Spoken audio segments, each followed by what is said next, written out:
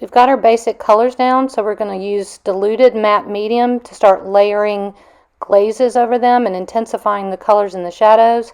So I shake up the medium, put some on my palette, start mixing it with the paint that I have down already. Take a little medium. I want to use a cool shadow, so I'm mixing it with blue. A little more medium. I'm just going to go over the areas that have cool shadows.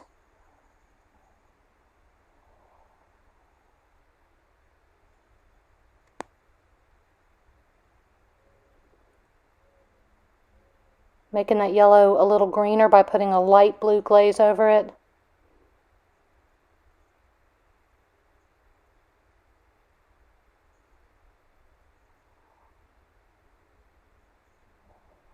The medium allows you to really thin the paint out and keep its structure without it breaking down. If you add too much water, that's what will happen. Sort of neutralizing the whole background. The whole background's kind of too orange, so if I go over it with blue, blue is the opposite of orange, and that will help to neutralize the orange a little bit. Deepening the shadow on that back right apple.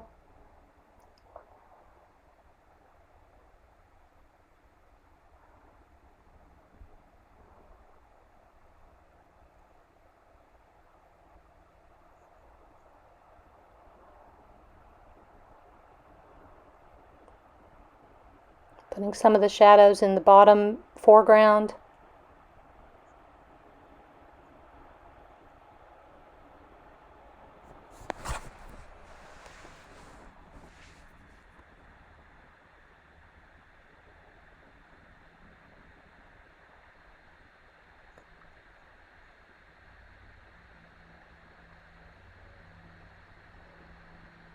Just reshaping the back edge of that apple, the edge of the back apple.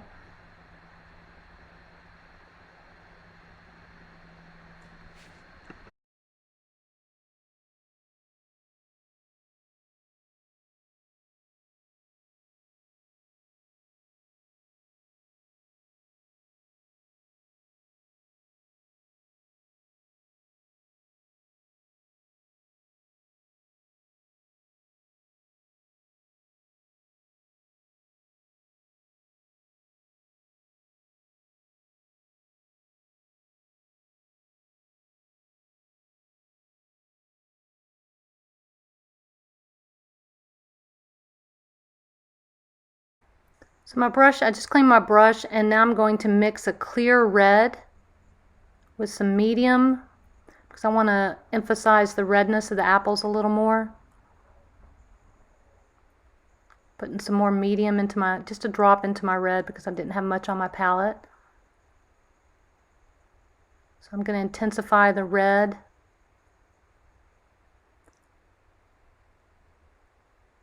Making that shadow a little darker on that back left apple.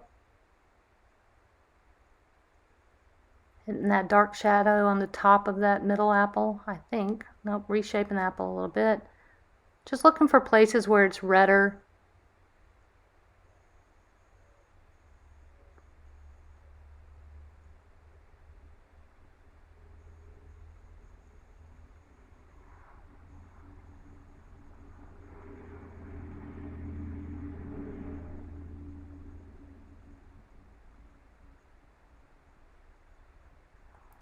The apples reflect a little bit of their redness onto the surface below them, so I'm painting a little bit of that out.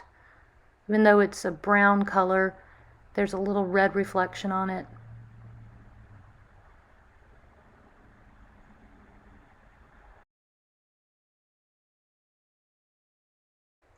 Now I'm switching to a round brush because I'm going to do some small work, and I'm going to mix up a sort of dark marigold yellow. I started with yellow and picked up a little bit of red, added some medium, a little bit of blue,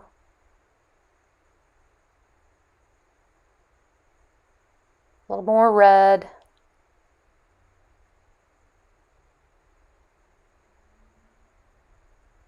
then I test it off to the side to see what kind of color I get, and I'm okay with that color, so I'm adding a little more medium to it to make a thinned out version of that.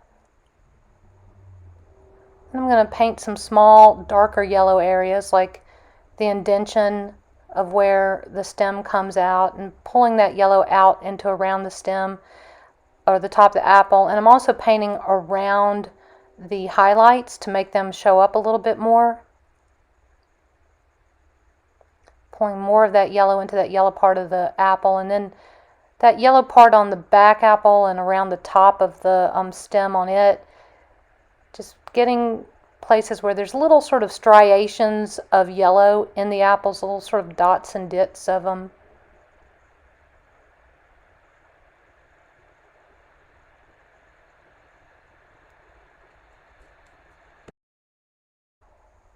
I'm going to do the same thing with red. I'm going to find little places where there's more intense, darker reds. So I'm mixing into the yellow that I already mixed more red, a little blue, and some matte medium to get sort of a dark russet color. I'm going to get that shadow right there on that left apple. Get some of the red striations I see in the shadow.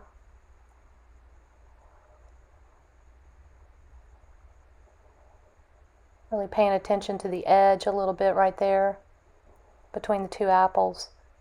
Starting to work some of those little lines and dots that you see in the apple.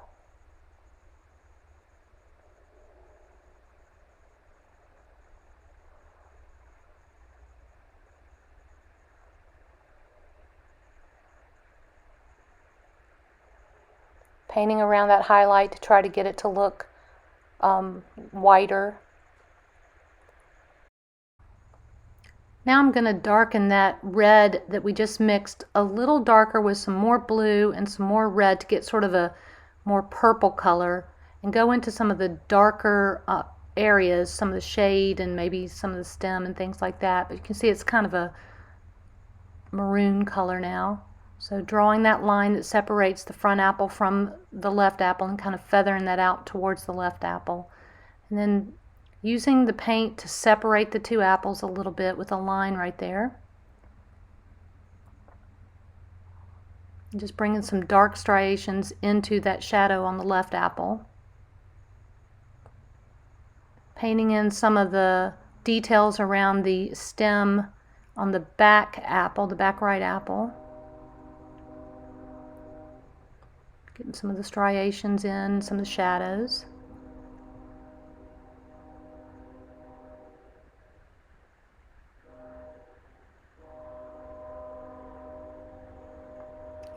Not smoothing my paint out because I want to leave a sense of texture, a little of this texture of the apple skin on there.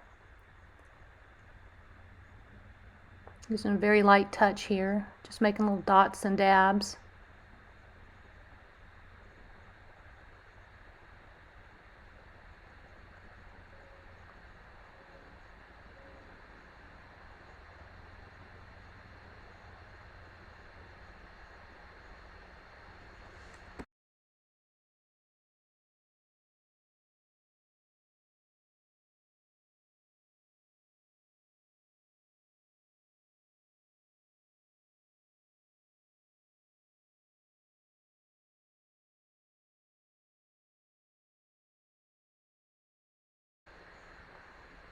Now I'm going to switch to my flat brush and just plain medium and smooth out some of the textural marks I made. They're still wet on the painting, so I can just take some medium and paint over them and blend them into the form.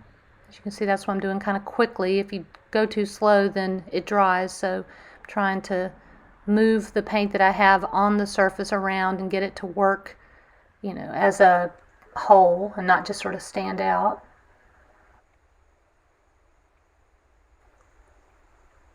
Now we're going to jump into white paint. So I have my white paint and I'm shaking it up, putting it directly on my palette. I'm going to add some matte medium to it, and I'm just going to put a layer of thinned out white paint over the background. So about equal amounts of paint and matte medium. Rinse my brush, wipe it off, mix the white together. I'm going to make a pretty thinned out white. It's going to look shocking when I do this. Kind of shocked me too, but I know it's semi-transparent, so the color underneath is going to show up. And I know that I can paint over it when it dries. I just wanted to start dulling down that background. Just keeping matte medium mixed into it. That keeps it translucent. It's not exactly transparent, but it's not solidly opaque either. I'm painting around that shadow that's between the two back apples. Just making decisions as I go along, adding more matte medium to thin it out. I remember I did not like this when I did it. I was frustrated with it. But I also know that as the white dries, the back is going to show through more. And it's just the next step in layering.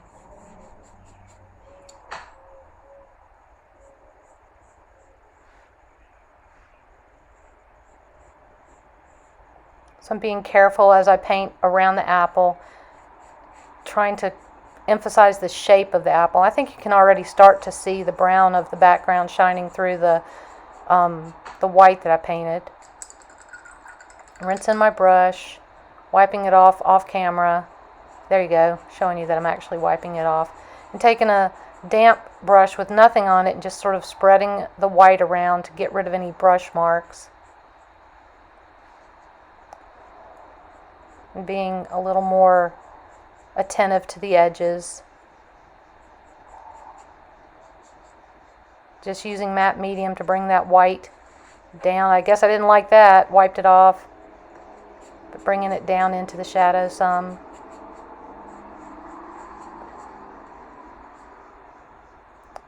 A little more white. Start.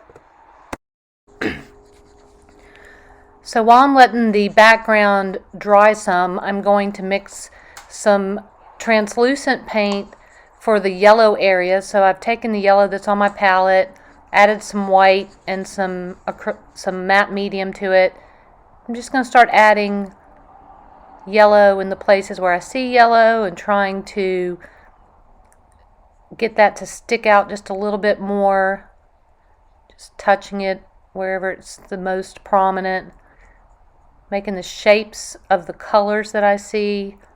Make some striations as well, maybe a few little dots.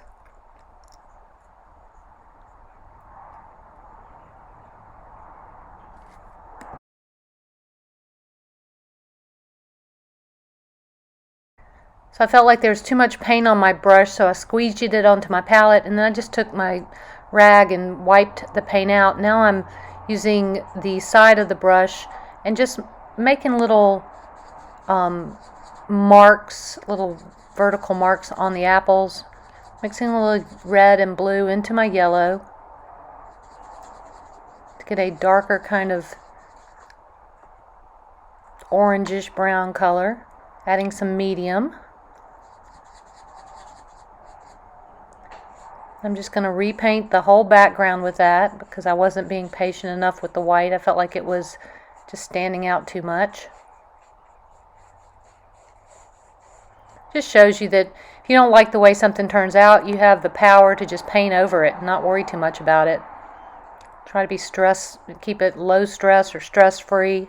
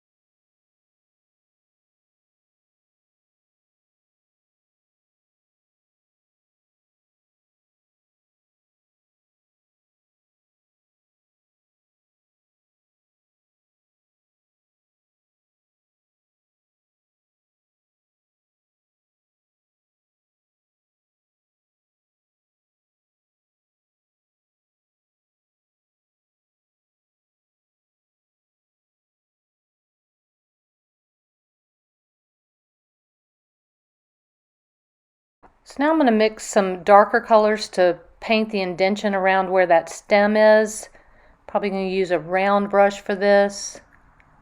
Yep, using my small round. Rinsed it out, wiped it out. Going to use all my colors, my yellow, my red, and my blue.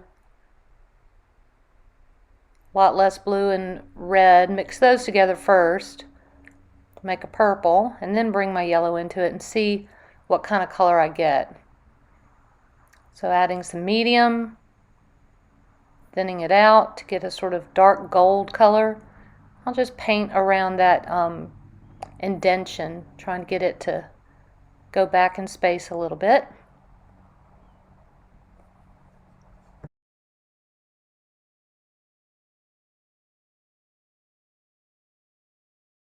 I'm going to wipe down my brush and use the paint that's on the surface of the painting.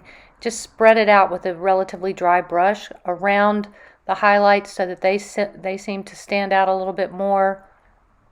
Just kind of moving that paint around.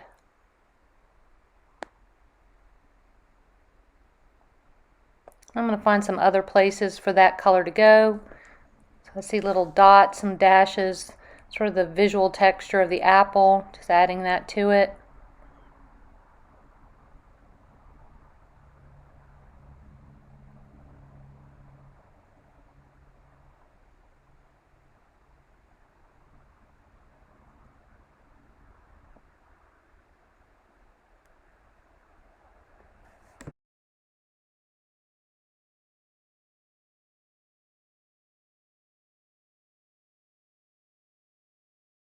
So now I'm going to add a little red to that rusty gold, that gold yellow I mixed. I'm going to use that red with my round brush to add some little marks on the apple that are darker in color but redder, so little dots and dashes, and like we've been doing in other areas. Just trying to give it an appearance of the texture of the apple skin.